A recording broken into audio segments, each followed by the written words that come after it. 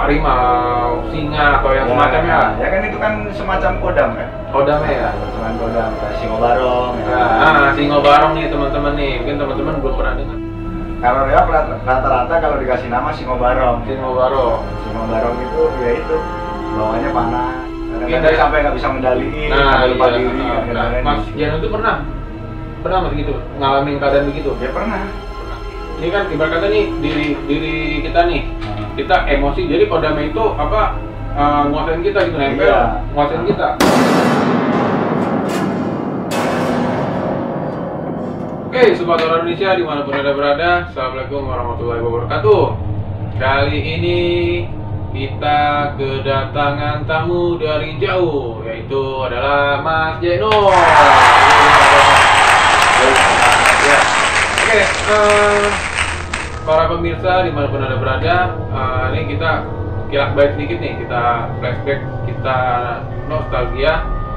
Sebenarnya Mas Jeno ini bukan orang jauh sebenarnya, orang dekat, yaitu dimana Mas Jeno ini teman kecil kita, teman dari teman-teman tim Jendela juga. Dulu kita kecil-kecil sering main bola Mas ya? Ya sering main bola di Polda Sim. Entah kenapa Mas Jeno ini sering banget menghilang. Nah memang beliau ini sosoknya sangat misterius. Dalam kesempatan kali ini kita akan membahas tentang keilmuan Mas Jeno, yang dimana kita nih udah tahu, dan pemirsa juga mungkin penasaran ilmu apa sih yang dulu pernah Mas Jeno pelajarkan gitu. Coba Mas Jeno dulu gimana nih Mas? Ilmunya kalau boleh dibilang itu kan, kalau misalkan ada jenis ilmu nih, misalkan ada ilmu hitam, ilmu putih gitu kan, dan pasti kan punya nama gitu ya Mas ya. Misalkan kayak rawa-rontek atau yang semacamnya lah gitu. Kalau yang ilmu Mas Jeno tekun itu namanya ilmu apa sih Mas? Ilmu kejawen ya kan? Ilmu kejawen. Nah, bisa diceritain nggak Mas? Gimana? Ya itu ilmu kejawen itu ilmu yang asalnya dari Jawa ya kan? Dari Jawa. Kejawen yang diolah rohani, ya kan? Sama ilmu-ilmu yang mungkin konon katanya sih kayak ilmu hitam, tapi sebenarnya enggak. Gitu. Oke, itu Mas Jeno kapan tuh mulai belajar? Kira-kira masih inget gak? Pas umur berapa, terus pas tahun berapa Mas Jeno belajarnya? Kira-kira masih inget gak? Kalau nggak salah dari umur 15 tahun. 15 tahun. Nah itu Mas Jeno belajarnya itu bisa diceritain nggak ke para pemirsa atau para penonton, subscriber setia Jendela Usang itu gimana? Kalau belajarnya dari umur 15 tahun, kalau nggak salah masih sekolah kelas berapa ya? Lupa. 15 tahun itu kurang lebih kelas 3 sampai kelas 1 SMA ya? Itu belajarnya gitu. Datang ke rumah orang tua ya kan, kalau di Jawa kan ngomongnya orang tua, bukan guru ya kan? Bukan guru, tapi orang tua ya. Orang tua main, terus dibilangin, dikasih tahu ya kan, dijalanin, terus dikasih ini gunanya buat gini.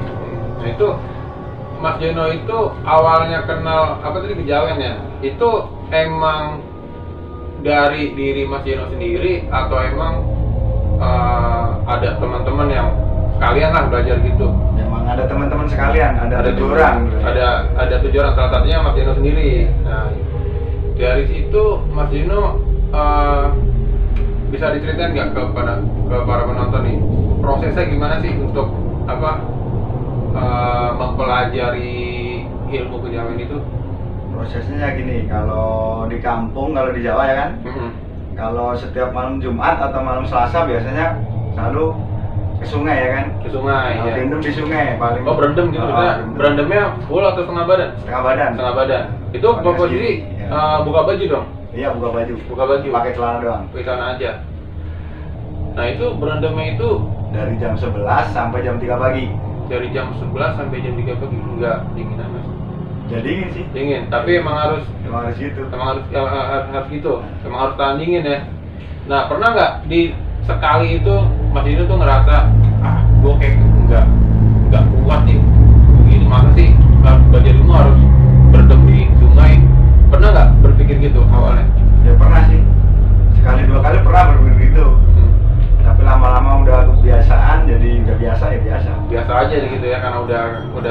itu ya. Itu baru pemulaan, paling enggak 3 bulan lah, 3 bulanan setiap malam Selasa, malam Jumat ya kan. Oh berarti itu prosesinya malam Selasa sama malam Jumat. Berarti seminggu itu wajib 2 kali. 2 kali. Nah di luar itu ada tambahan lagi nggak mas? Nah, biasanya kalau dari jam 3 pulang dari sungai ya kan, itu nggak boleh tidur sampai pagi. Nggak boleh tidur sampai pagi. Itu kenapa sih nggak bisa? Emang nggak boleh? Emang syariatnya begitu apa gimana tuh mas? Ya emang gitu. Jadi seperti puasa ya kan. Tapi itu puasa nggak tidur. Nggak kalau tidur. Bahasa Indonesia kalau bahasa Jawanya kayak puasa mutih gitu ya. Bukan, kalau puasa mutih beda.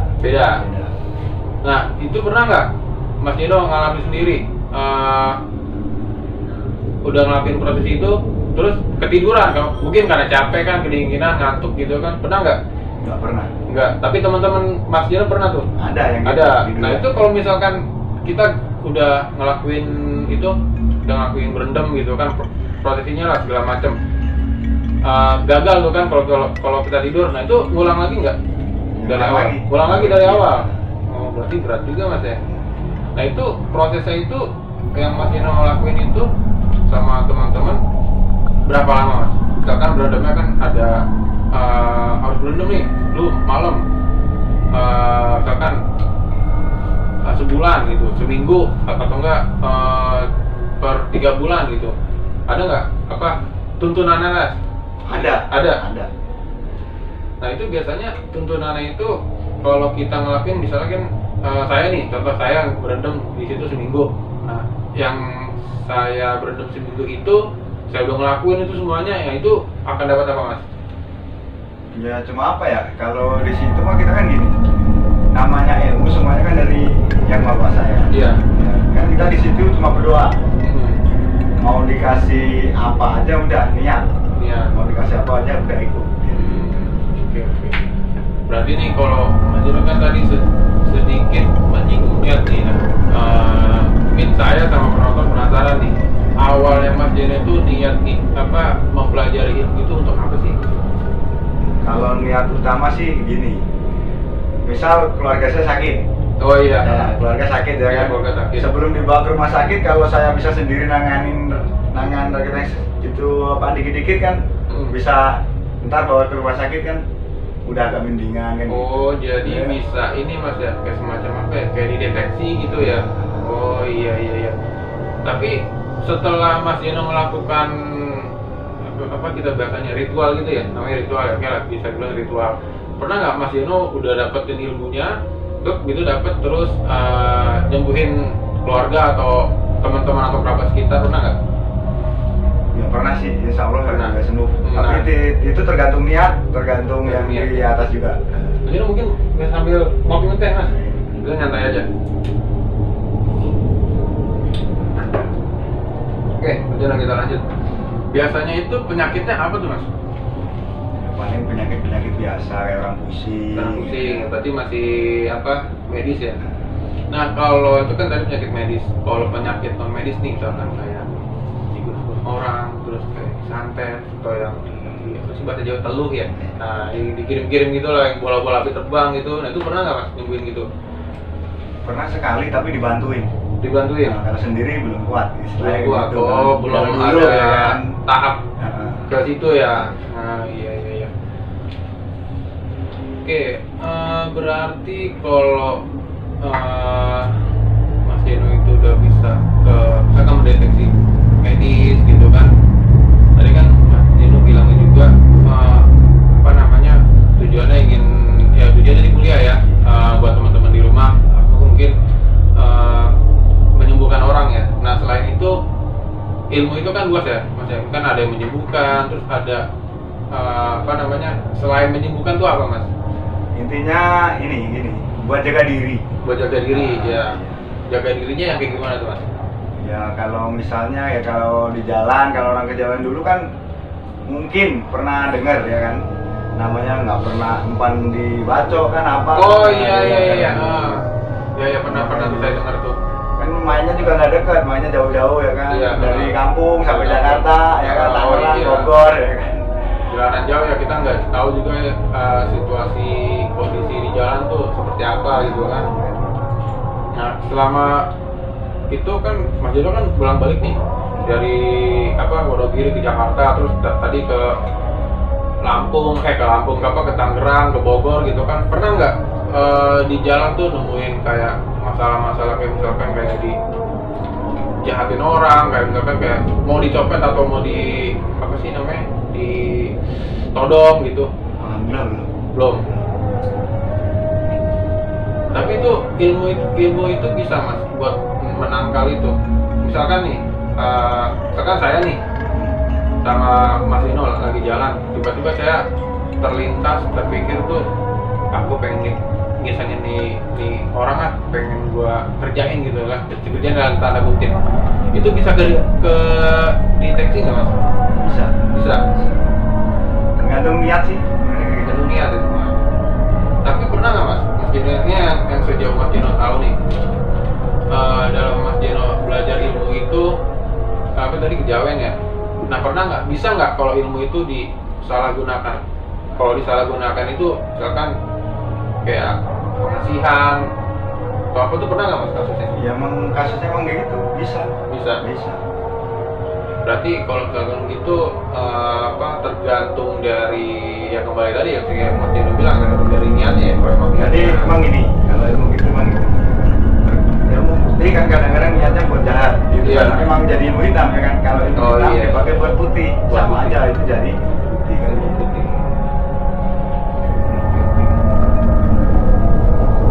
Berarti ininya berarti sekarang Mas Dino nih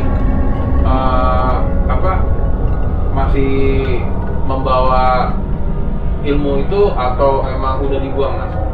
Kalau ilmu itu udah dibuang. Nah, kenapa tuh Mas dibuang? Mungkin para teman-teman nih subscribers Jendelosa mungkin penasaran, kok udah capek-capek gitu kan berendam sampai berhari-hari, bahkan sampai berminggu, sampai berbulan-bulan, udah dapet, niatnya bagus, kok dibuang gitu. Nah, itu kan menjadi salah satu tanda tanya besar. Nah, kita akan cross check nih ke Mas Yeno, gimana tuh Mas?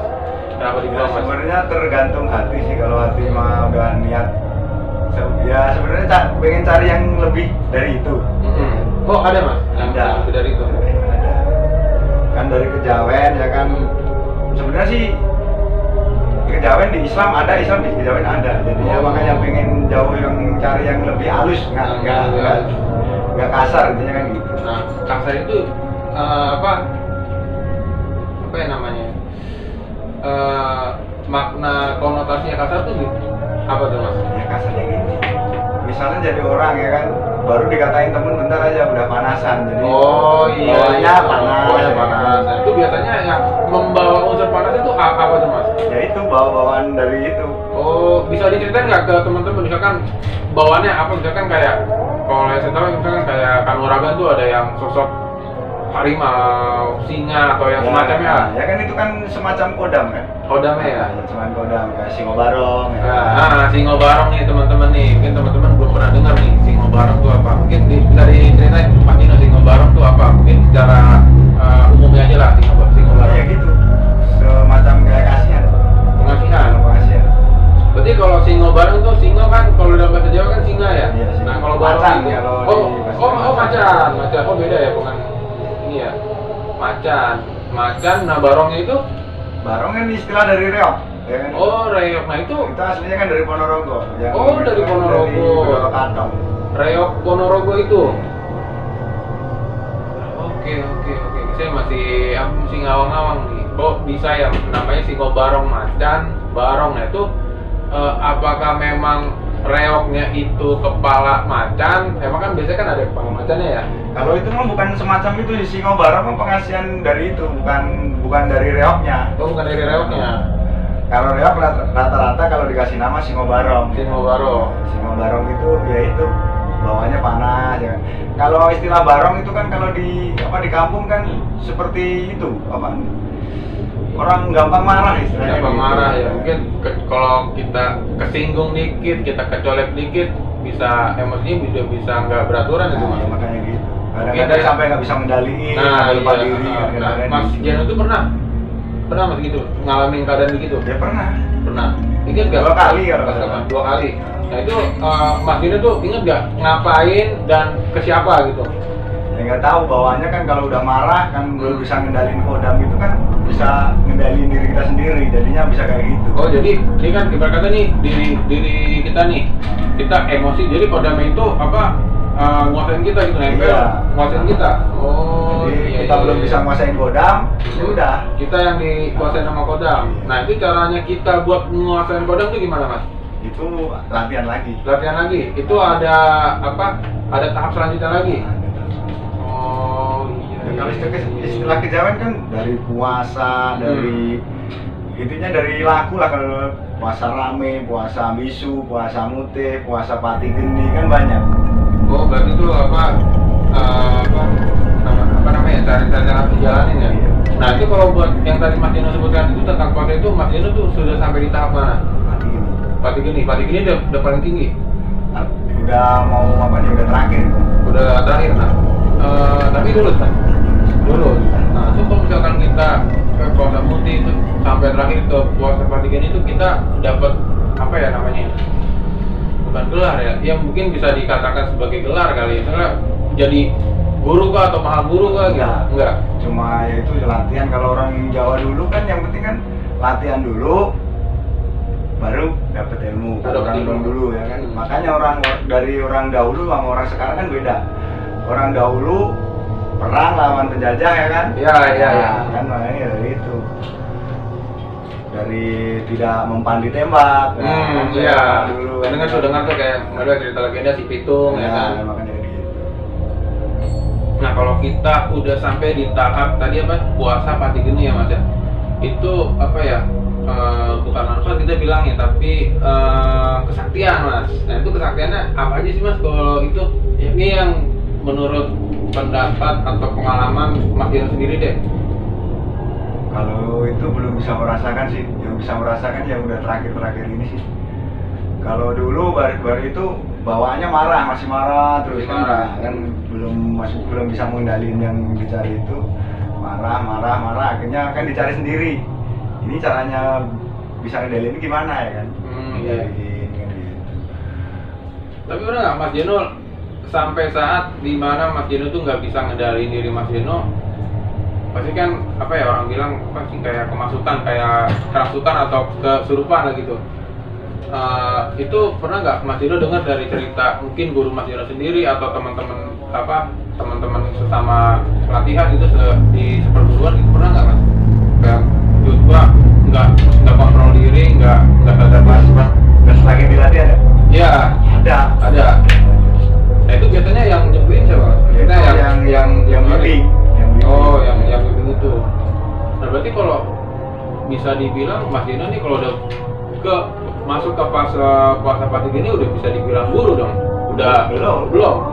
Nah itu kalau untuk kita naik ke tahap guru itu gimana mas?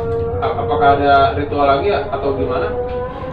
Kan guru itu kan sebenarnya dihubungkan ditiru kan ya? Iya benar. Kalau emang kita mah sebenarnya cari di Tuhan sebenarnya nggak pengen jadi guru kayak gitu. Oh. Jadi juga cuma pengen ya punya istilah orang. Kalau dahulu kan orang-orang kampung yang masih muda-muda kan kebanyakan kan punya kayak gitu. Iya. Kalau orang Jawa mah istilahnya rekoso dhisik lagi penak. Nah itu apa tuh artinya tuh mas? Maksudnya kita apa ya, bahasa Indonesia apa ya kalau orang, jadi kita itu susah dulu baru dapat enaknya. Bersakit-sakit dahulu bersenang-senang kemudian. Mungkin kalau itu kata peribahasannya. Satu lagi masih penasaran nih, Singo Barong itu sebenarnya kan banyak nih, mungkin saya juga mungkin jujur baru tahu ya, apalagi teman-teman subscribers Jendela Uta mungkin masih pada penasaran nih. Singo Barong itu yang sejauh yang Mas Dino tahu itu awal munculnya itu tahun berapa sih, dan dengan seberapa populer sih di tanah Jawa mas? Kalau munculnya tahun berapa saya nggak begitu tahu ya. Tapi populernya dulu zaman teman-teman waktu saya kecil. Iya. Itu semua orang di Jawa kebanyakan punya. Kebanyakan gitu. punya. Dan tujuan itu dulu buat apa Mas? Buat jaga diri. Buat jaga diri. Iya.